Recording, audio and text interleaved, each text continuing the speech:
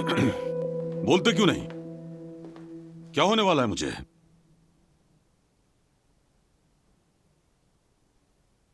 और बात यह है कि आखिर मुझे कुछ क्यों होना चाहिए?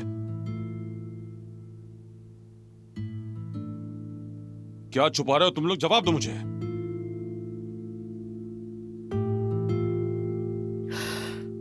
बिल्कुल बाबा, शायद अब वक्त आ गया है।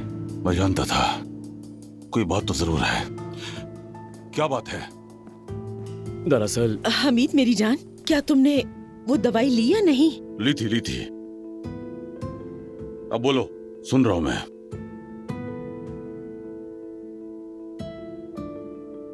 बाबा, उमर जुमाना के बारे में पूछ रहा था। मतलब अम्मी फिक्र कर रही है, पूछ रही थी कि क्या करें। मेरी अम्मी को जुमाना की फिक्र है, इसीलिए मुझे कुछ हो जाएगा और तुम उमर को कभी माफ नहीं करोगी। बच्चा समझा क्या मुझे नायला? यही बात है बाबा।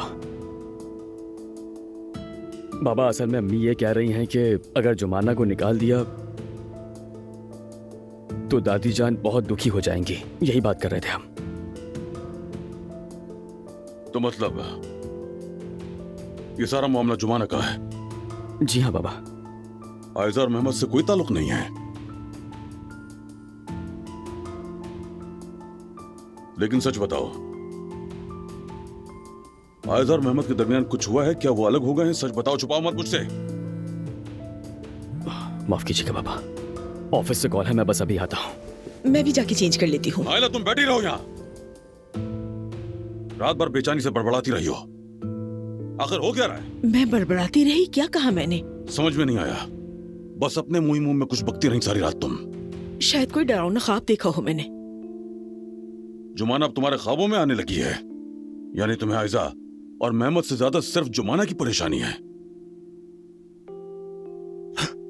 नाइला, आखिर हो क्या रहा है? आखिरी बार पूछ रहा हूं मैं। अरे हमीद बस करें। कितनी बार पूछोगे? कुछ नहीं है।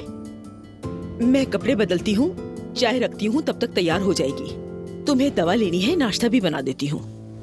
अपनी दवा ले चुका हूं मैं नाइला। मेरी जान, वो दरअसल आपने खाली पेट वाली दवाई खाई थी। ये वाली खाने के बाद लेनी है।